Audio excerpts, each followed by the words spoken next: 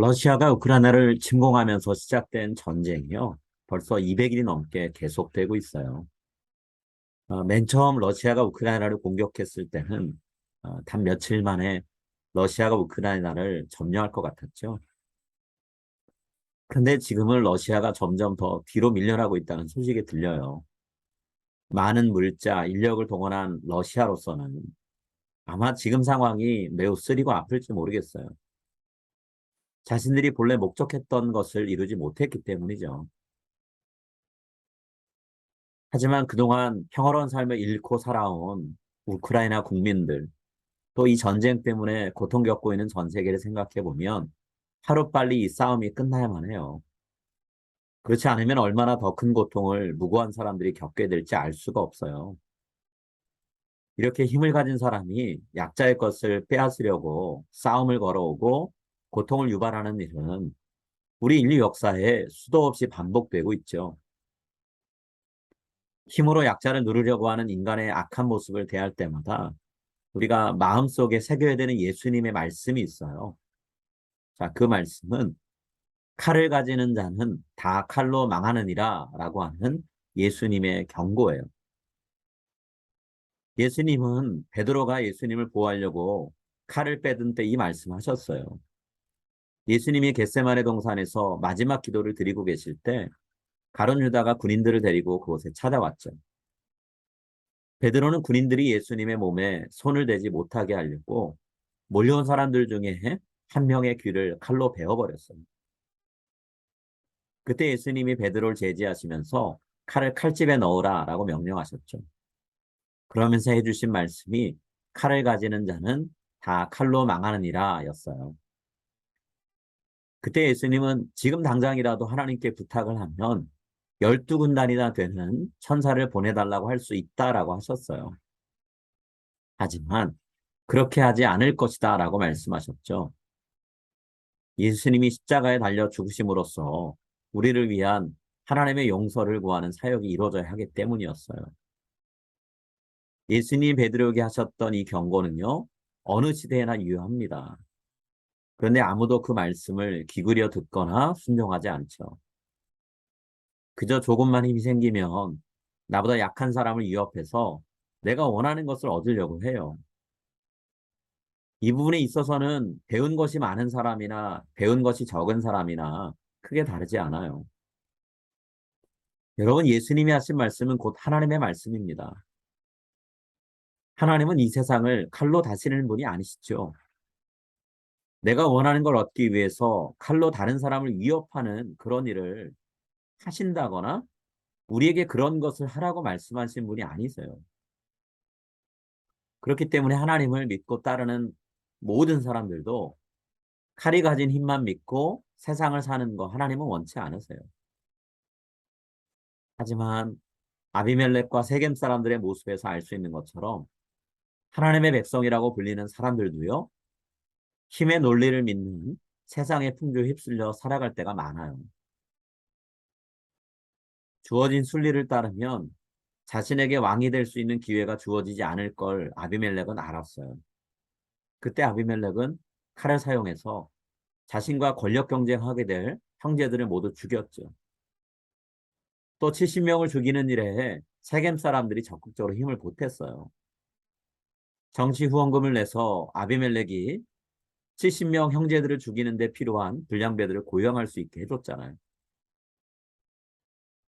이 모습을 지켜보신 하나님이 어떻게 반응하시나요? 예수님 말씀하셨던 것처럼 칼로 일어선 자들을 칼로 망하게 하셨어요. 그 일을 이루기 위해 하나님은 손을 맞잡고 악한 일도 서슴지 않고 저지르는 아비멜렉과 세겜 사람들 그 사이를 갈라놓으셨어요. 이제 아비멜렉과 세겜 사람들은 정치적인 우호 관계를 벌이게 됐고요. 적대적인 관계를 이루게 되었어요. 우리 9장 23절과 24절 말씀 한번 같이 읽을까요? 하나님이 아비멜렉과 세겜 사람들 사이에 악한 영을 보내심에 세겜 사람들이 아비멜렉을 배반하였으니 이는 여룻바알의 아들 70명에게 저지른 포악한 일을 갚되 그들을 죽여 피 흘린 죄를 그들의 형제 아비멜렉과 아비멜렉의 손을 도와 그의 형제들을 죽이게 한 세겜 사람들에게로 돌아가게 하심이라. 25절부터 49절까지 기록된 내용에서 우리는요, 세겜 사람들의 반역이 구체적으로 어떻게 이루어졌는지를 알 수 있어요. 본래 세겜 족속의 초대 족장은 하몰입니다. 이 하몰의 자손이었던 가알이라는 사람이 세겜에 찾아오게 되고요. 가비멜렉을 따르지 말고 가알 자신을 따르라라고 요구하죠. 아비멜렉은 어머니가 세겜 사람이지만 아버지는 아니에요. 이에 비해 가알은 온전히 세겜 사람의 후손이었습니다. 가알은 그 점을 강조했어요. 이전에 아비멜렉이 세겜 사람들의 마음을 얻기 위해서 사용했던 방법, 혈연과 지연을 지금은 가알이 이용하고 있는 거죠. 이미 한 번 이 전략의 마음을 빼앗겼던 세겜 사람들입니다. 이번에도 똑같은 전략으로 다가오는 가알에게 또 한 번 마음을 내주고 말아요. 그렇게 해서 아비멜렉과 그의 추종자들은요, 가알과 그를 따르는 세겜 사람들과 싸움을 벌이게 돼요. 이 전쟁을 치르고 나니 세겜성은 정복이 됩니다. 그리고 승리는 아비멜렉에게로 돌아가요. 마지막 남은 사람들이 세겜 망대로 피신했습니다. 그리고 거기서 최후 항전을 치르게 되죠. 그런데 그들은요, 아비멜렉과 그의 군대에 의해서 잔혹하게 죽임을 당하게 돼요. 47절부터 49절의 내용입니다. 세겜 망대의 모든 사람들이 모인 것이 아비멜렉에게 알려지매 아비멜렉 및 그와 함께 있는 모든 백성이 살몬산에 오르고 아비멜렉이 손에 도끼를 들고 나뭇가지를 찍어 그것을 들어올려 자기 어깨에 메고 그와 함께 있는 백성에게 이르되 너희는 내가 행하는 것을 보나니 빨리 나와 같이 행하라 하니 모든 백성들도 각각 나뭇가지를 찍어서 아비멜렉을 따라 보루 위에 놓고 그것들이 얹혀 있는 보루에 불을 붙이매 세겜 망대에 있는 사람들이 다 죽었으니 남녀가 약 1000명이었더라. 1000명이나 되는 사람들이 불에 타 죽고 말았습니다. 여러분, 저들이 죽어가면서 내지른 비명소리가 얼마나 처절했을까요? 아비멜렉은 자신의 권세를 지키기 위해 칼을 들고 불을 놓아서 수많은 사람들의 생명을 빼앗았어요. 맨 처음 왕좌에 오르기 위해서 70명의 형제들을 가차없이 죽이려고 칼을 들었던 것처럼 지금도 아비멜렉은 또 칼을 들고 있어요. 아비멜렉의 칼은 아직도 피에 굶주려 있습니다. 그렇게 많은 사람을 죽였지만 그의 칼은 여전히 또 다른 사람을 죽이기 위해 칼집에 들어가 있지 않아요. 아비멜렉은 세겜 사람들을 자신의 발 아래 정복하고 난 이후에 군대를 이끌고 데베스라는 곳으로 갑니다. 그것도 자기 발 아래 놓으려고 하는 거예요. 힘이 없는 데베스 사람들은 이리 밀리고 저리 밀려서 마지막 피난처가 되어줄 망대로 몰려갔죠. 이번에도 아비멜렉은 망대를 불태워서 살아남은 사람들을 모두 죽이려고 했어요. 아비멜렉은 칼로 죽일 수 없다면 불로 싸워서라도 승리해서 원하는 걸 움켜쥐려는 마음만 가득했어요. 이런 아비멜렉을 기다리고 있는 최후는 무엇이었을까요? 예수님이 경고하셨던 겁니다. 칼로 망하는 것밖에 없었어요. 53절과 54절입니다.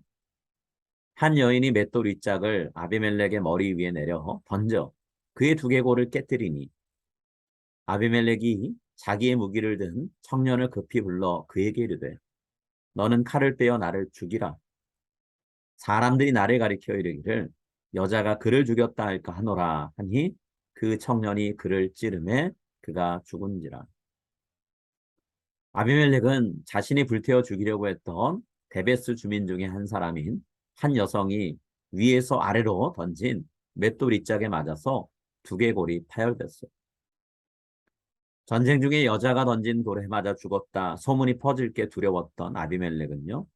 자신의 무기를 들고 따라다니는 청년에게 어서 칼로 자신을 찔러 죽이라라고 말합니다. 그 말을 들은 청년에 의해서 그는 칼에 찔려 죽게 되고요. 숨을 거두게 됐어요. 여러분, 겨우 3년간 왕이 되어 통치하려고 아비멜렉이 그렇게 많은 사람을 칼로 죽였던 걸까요? 영원한 권세를 누리지 못할 게 뻔한데 그렇게 악착같이 높은 자리에 오르려고 했어야만 했을까요? 하나님이 허락하시지 않으면 아무리 내 힘으로 가지려고 해도 결국에는 내 것이 되지 못하고 내놔야 된다는 거 아비멜렉은 전혀 몰랐던 걸까요? 아니면 알면서도 일부러 모른 척하고 자기가 원하는 대로 고집스럽게 살았던 걸까요? 어떤 대답이 정확한 대답인지는 모르겠습니다. 그렇지만 한 가지 분명한 건 아비멜렉이 하나님을 전혀 의식하지 않고 살았다는 거예요. 아비멜렉은 자신이 원하는 걸 얻고자 탐욕스러운 마음에 사로잡혀서 하나님이 그가 취한 행동에 어떤 반응하실지를 염두에 두지 않고 살았어요. 여러분, 하나님은 아비멜렉처럼 우리가 저지른 모든 악행 다 지켜보고 계십니다. 그리고 그 악행에 상응하는 대가를 우리에게 지불하게 만드세요. 이것이 예수님이 말씀하신 칼을 가지는 자는 다 칼로 망하느니라 라는 말씀의 의미예요. 56절과 57절 말씀 우리 한번 같이 읽을까요? 아비멜렉이 그의 형제 70명을 죽여 자기 아버지에게 행한 악행을 하나님이 이같이 갚으셨고 또 세겜 사람들의 모든 악행을 하나님이 그들의 머리에 갚으셨으니 여룻바알의 아들 요담의 저주가 그들에게 응하니라. 여러분, 우리는 순리대로 따를 때 도저히 내 것이 될 수 없는 것에 대해서는 가지려는 마음조차 품어서는 안 돼요. 억지로 그것을 내 것으로 만들려고 하다가 우리가 해서는 안 되는 일, 악행을 저지르기 때문이에요. 악행을 저질러서 원하는 걸 얻으면 물론 그 순간에 기쁨이 있고 만족이 있을 수 있죠. 하지만 하나님이 손을 들어서 보응하시면 그때는 돌이킬 수 없는 후회, 뼈아픈 고통이 찾아와요. 우리가 믿고 따르는 하나님은 사랑의 하나님이시죠. 그렇지만 하나님은 공의의 하나님이시기도 합니다. 우리 이 사실을 기억해야만 해요. 하나님을 두려워하는 마음으로 하나님의 말씀이 허락하지 않는 것은 마음에 담아주지 않는 우리 모두가 다 될 수 있기를 바랍니다. 하나님이 우리의 마음을 속속들이 훤히 꿰뚫고 계시다는 사실을 늘 기억하면서 우리 모두 살아가게 되기를 간절히 기도합니다. 잠언과 시편의 말씀을 같이 기억하면서 오늘 말씀을 맺겠습니다. 잠언 15장 3절입니다. 여호와의 눈은 어디서든지 악인과 선인을 감찰하느니라. 시편 11편 5절 말씀입니다. 여호와는 의인을 감찰하시고 악인과 폭력을 좋아하는 자를 마음에 미워하시도다. 이 말씀을 가슴에 새기며 앞으로의 삶을 살아가는 저와 여러분이 다 될 수 있기를 간절히 바랍니다. 우리 함께 같이 기도하겠습니다.